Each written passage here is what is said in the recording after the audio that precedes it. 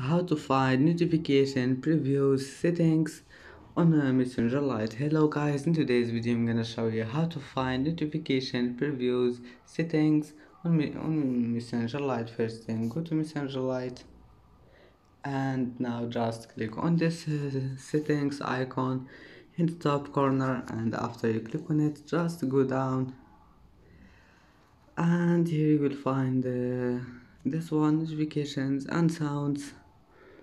And as you see here, you can find notification previews. If you want to turn it off, just click on it, and that's how to find notification previews settings on a Messenger Lite. And that's it for today's video. If you like this video, please don't forget like and subscribe. And thank you for watching this video until the end. See you in the next video.